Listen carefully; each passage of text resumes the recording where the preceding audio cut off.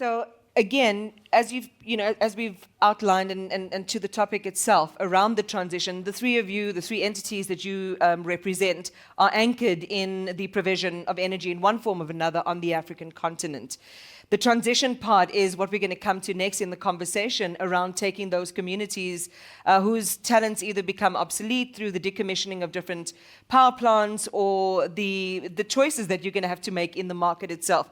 And we'll come there in just a moment. But Luvuyo, in terms of funding existing projects, which in some ways might still be on the path to conforming to environmental standards, whose strategic visions, might not necessarily meet the criterion and the standard that warrant funding. What is the benchmark criteria for funding projects, particularly having in mind how they are solving and including the just energy transition part? No, thanks, Iman. I think the first point, which has been made quite a number of times, is that it's really important to accept that each of the markets that we operate in across the continent is at a different stage. It's a different starting point to what transition looks like. There are some where the ability to actually really improve that access is so critical, and therefore its path to what net zero will be by 2050 is very different to, say, South Africa. And so there's that, and each of those markets would have their own plans, which we obviously interrogate and make sure aligns to our own thinking, and how our own thinking is also informed by the science. And so we look at that, at those national plans. We then spend a lot of time in discussing with some of the operators, people like Total, what their plans are overall, what are they trying to achieve, and make sure that what the project that we are supporting meets all of those. And so we look at it at a macro country level, at a very project specific, and then more importantly, at the partners that we partner with. We've committed 250 billion rand of mobilizing finance towards energy transition by 2026. We've deployed more than half of that now, so we're well ahead of those targets. And a lot of that application of that funding has been twofold. One, on our own balance sheet, so utilizing our own balance sheet, to points that made earlier, but we just don't have the scale to deal with the need. And so we spend quite a lot of time on mobilizing capital from our side of the continent specifically towards those projects as they meet some of those standards that I've mentioned. What it looks at a country level, does it align to the plan?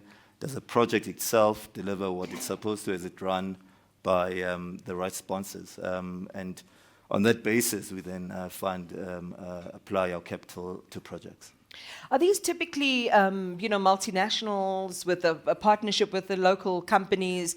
How do these configurations actually work? Because one of the big criticisms about how capital is deployed and these investments are made, or in some cases grants are given, don't necessarily come back to the communities whose land might be, the first casualties in an environmental war. Yeah, they vary again. So you will see, for example, in some of the gas projects in West Africa, there's quite a heavy local content, using some of the language that was used earlier in terms of the players or the sponsors. And in some of the larger projects, you will have multinationals come in. But I think what is really important is that even when you consider an oil and gas project or renewable energy project, there's such a large ecosystem around it that also requires financing. Often we quote the headlines of the energy project without taking into account the whole infrastructure that is built, and often benefits a lot of the local players and local content, which is how we look at some of these at these projects. And so we see a varied mix of combination of global multinationals, but in some instances, some of these projects are led by government SOEs, state-owned entities, and in some instances, large local corporates participating either directly at the project or in the ecosystem around providing some of the services or infrastructure to support that project. July, to come back to the issue of an existential threat that's posed to the type of energy and that you provide as a coal producer. Talk to us about innovation, the need for innovation in your sector, which is where you were going before I halted you. You are the chair now of Future Coal. This is a global alliance of individuals who are producing, I'm told, a new generation of coal product. So how does this talk both to the challenge of creating sustainability into the future and keeping people in their jobs? I guess the starting point really is to realize that the term just transition in itself means different things to different countries. Because quite often we tend to talk about it as if it's the same thing for everybody. Actually, it's not. As Future Coal, when we engage with the Indian government, for instance, their starting point is about taking the millions of Indians who have no access to clean energy. When I talk to the Chinese government, on the other hand, the conversation is very different. They're talking about not only do we want to bring the people who don't have access to energy into the future where they've got modern access to energy, they also want to deploy the mix of energy. In fact, you heard the minister talk about how much they're deploying renewables. But what was not said is how profoundly they're actually deploying coal, because they're meeting both goals. I go to Indonesia through the ASEAN Center for Energy. Their path for the just energy transition is very different. How do we power industrialization in Indonesia in such a way, using our natural resources, that in fact we can become a modern industrialized nation? So when we describe ourselves as the new generation of coal players, is a realization of a number of things. One is that actually the coal industry and coal value chain as we know it has changed. Majors have been divesting out of coal. Capital markets don't put money into coal. And therefore, these assets are owned by a completely different type of player. And what we sought to do was to provide leadership, was to provide a framework for responsible coal stewardship. The reality for the coal mining industry and the value chain is the following, guys. When we talk about the human story of the transition, we have got our feet on the ground. We deal with the communities that are going to remain stranded when these coal mines close. We are the ones who see the hospitals, the roads, the clinics and schools that we provide and support today, that we have no one to support if our end comes together. We understand the human story, that the just energy transition is not just what we talk about, let's get access to capital, let's deploy renewables. It's about how do we sustain livelihoods for people who, for generations, and in some places for centuries, have depended on this abundant resource for livelihoods, for access to affordable energy. What is their life going to look like? And therefore, what we're beginning to think about, from land use to water use, to what investments we need to make in those communities so that we can actually create lasting legacies long after we leave. That's why actually you begin to see a lot of the companies that are emerging. You will find that communities are actually shareholders in those companies. And this is not for us to try and brush our image. It's really beginning to say we need to share the value that we create today with the people most affected by what we do and the changes that is happening around them. And that's what this Global Alliance is all about. And I'm quite glad to say that we're beginning to get participation. Remember, I made the point about the emerging markets being 80% of where coal is being produced and used. And in fact, our membership, the center of gravity is now in China, India, Vietnam, Indonesia, South Africa, and Australia to some extent. Because we understand what this human story is all about. And we've heard the argument made, I think philosophically as well, many times by various ministers, but also for countries who are anchored in fossil fuels, that it's our turn now. You know, the developed nations have had their turn, so now it's our turn. You may feel how you want to about that, and I'm sure there'll be more questions on this one. So, Pascal, how do you solve that question then about making sure that as you transition, as you diversify your mix, communities are not left behind? What are you actively doing as Total Energies?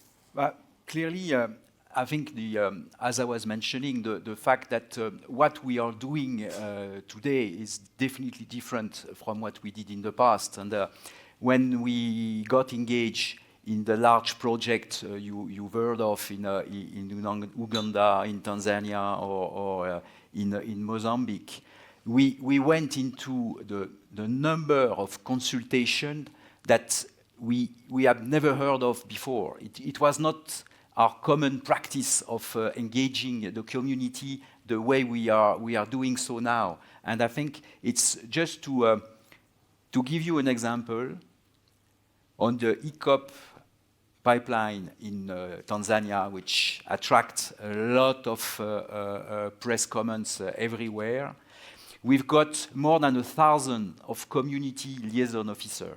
Just to give you the order of magnitude of those people, they are discussing with village after village, with all the people next to the path. This is how it took us 2 years to redesign the path of the pipeline in order to take into consideration the local constraint.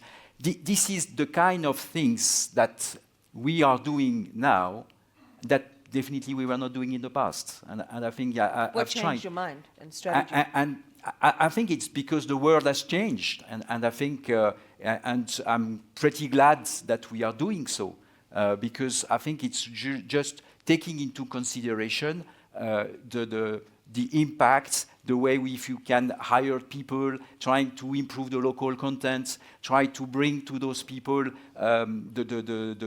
sometimes the clean cooking they are lacking.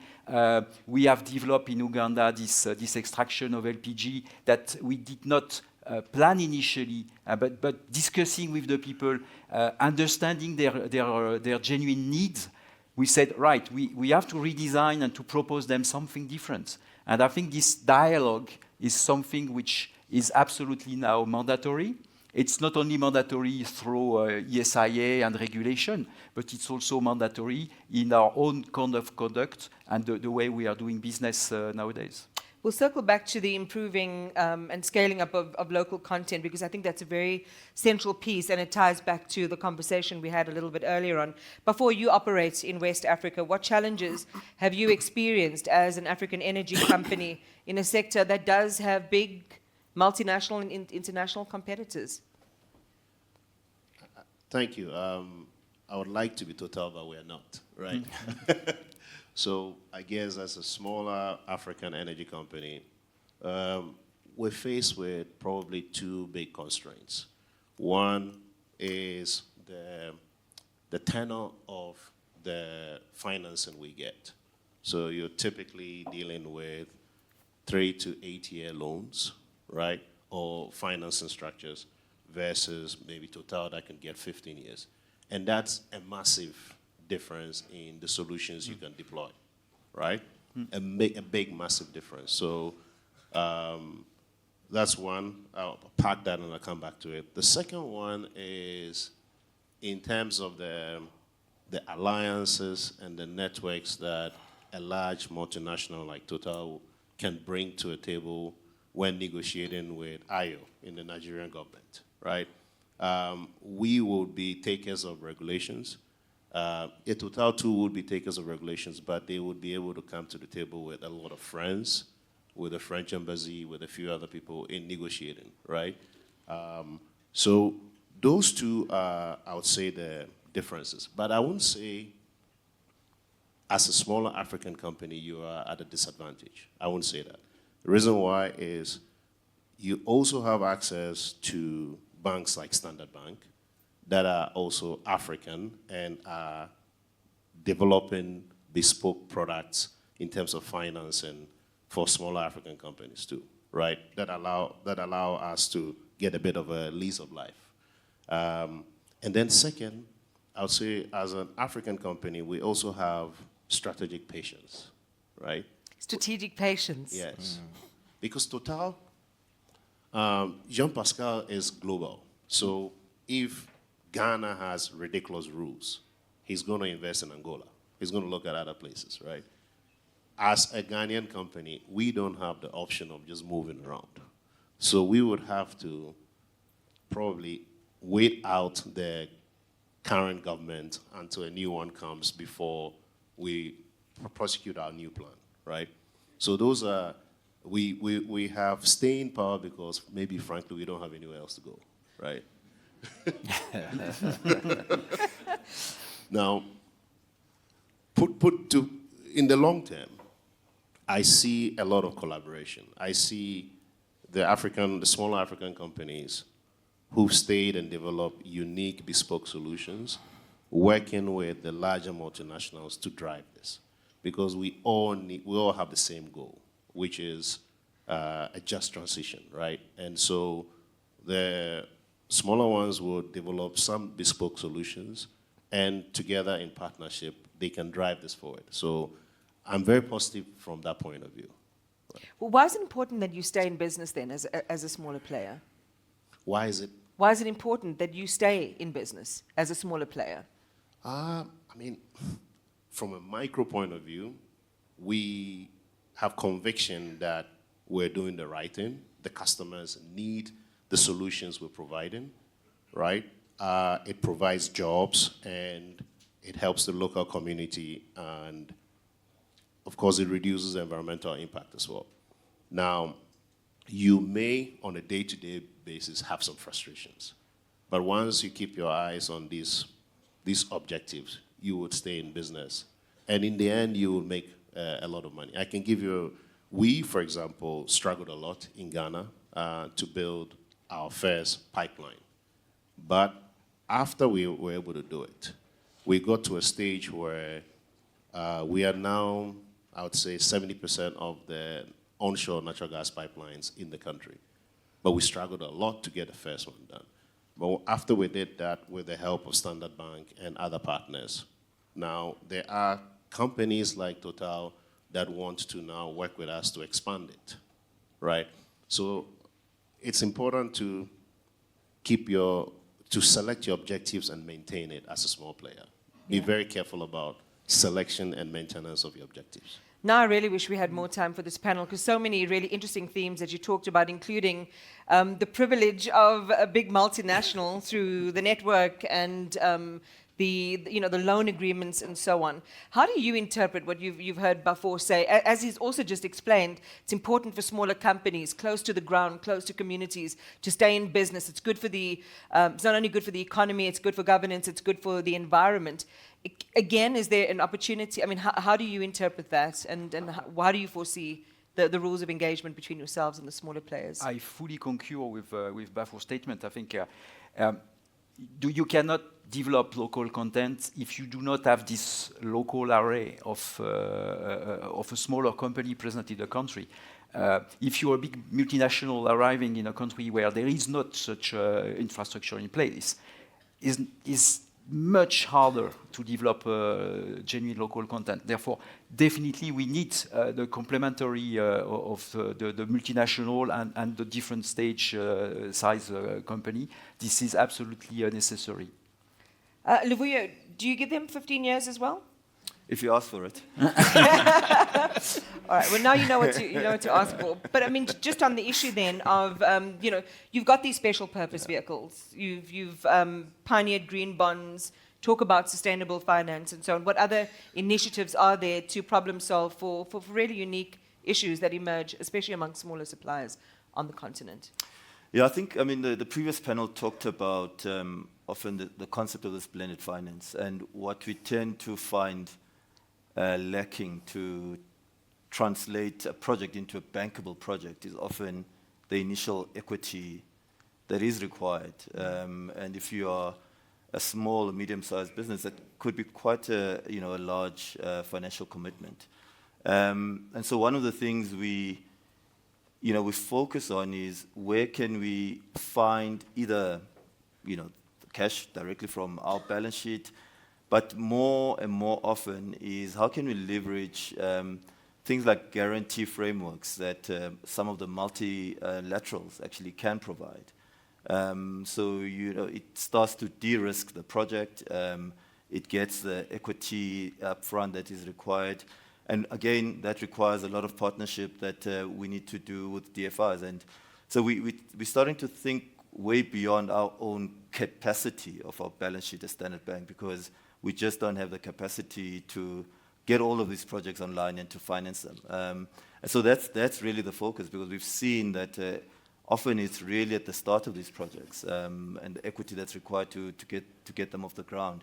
And so that's a lot of the focus that we work on, and the ability to actually crowd in finance, because I think one of the comments made, there's actually a lot of liquidity, but each of this liquidity has its own requirements of how the product should look like. And so the thing that preoccupies a lot of our time, both in this space and in infrastructure in general on the continent, is what role do we play in mobilizing and curating this liquidity so that it fits both the needs of the projects and fits the needs of the investors who are investing in these projects, and to support great companies like Bafors. I'm going to come to questions in a moment, but I can't leave this question out, and I'm going to give it to you, July. And it's really around the issue of community. What do you say to climate activists who question the impact of fossil fuels while balancing the intricacies of the just transition for the continent and for the markets in which you operate?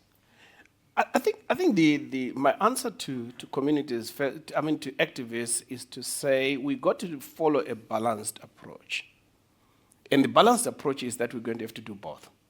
We're going to take the communities with us, but recognize that, in fact, the pathway to the transition goes through coal. The cement, the steel, the aluminium that you require is no credible alternative other than coal to produce it today. And if we've got to power the just energy transition, the silicon that we produce for solar panels actually comes from manufacturing using coal. And therefore, we need this industry, at least for a time. In fact, the reality is that I don't see any credible scenario. And if you read the IEA reports in all of them, and maybe that's actually why everyone calls it the net zero rather than a zero future. And that's why we choose to use the term low energy intensity future. It says there will be some coal that is used. And as we do that, as we take communities with us, we can deploy far more efficient technologies. And countries like China and India are beginning to do that with ultra-supercritical boilers that reduce emissions quite significantly. We're beginning to see coal being used for very different alternatives that have got a far lower carbon footprint. And I think we can do that and continue to provide livelihoods to these communities. It's not an either-or. We've only just begun to scratch the surface. As I say, there were so many other themes that I really thought and hoped we could get into. Time does not allow us to do that. I want to quickly see if anyone has any questions. In the meantime, if you could just raise your hand if you have a question for any of our panel. Look how brilliantly you did. No hands up. But there's some questions from our virtual audience, and this one is for Luvuyo. How will Standard Bank South Africa handle the balance between economic growth and climate actions, especially considering the question of addressing poverty, inequality, and infrastructure deficits? Luvuyo. Yeah, I think it's a lot of the points have been made here is that we're going to have to approach it in a balanced way, recognizing that there's a real need, because, one of the points that hasn't come out is, I think we all recognize the impact of change in climate. We see it on the daily impact and daily lives of our communities or of our clients. If you think about some of our clients in the agri sector, we see that impact. And so there's no debate on the need to do this transition. But I think the discussion, where it's anchored a lot here this morning, has been it needs to be done in a balanced way, taking into consideration where every country is at. And for financial services and companies like Standard Bank to play that role in mobilizing the finance to finance this transition. within a very particular context of every country where it finds itself.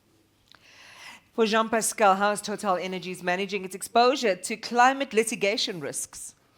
But the best way to manage that risk is to be extremely accurate in what you are doing upfront.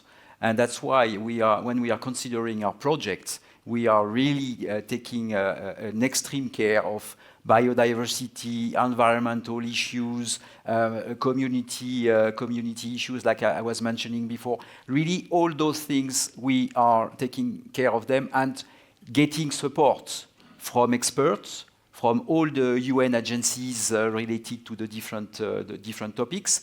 We are extremely careful in our project drawing of Ramsar area, Natura 2000 protected area zone. I think those specific landscape and places are extremely sensitive, and we need to be very prudent in developing our project. And because we are doing so, we believe that this climate risk is extremely well manageable, and we feel very confident on what we are doing. I want to end on the note, there is another question before this is for you. Does your three-phase transition strategy end at a low-carbon phase, or do you look to transition to net zero through renewable energy? I would say that we are ruling all solutions in and none out. Standing here now on a practical level, we don't know whether it would be geothermal or only renewable energy, or it will be capturing the emissions from our gas turbines and using it for concrete production. We don't know. We're looking at everything. The solution is, the energy trilemma. So affordability, access and stability, and environmental impact. And if we can achieve it with renewables alone, like wind, solar, we will do it. If we can't, because those solutions would trigger a problem in the three criteria, then we will look at other technical solutions to meet it. So we are not picking technologies now, we've picked the objective and we're maintaining it, and we'll find the technologies to meet it.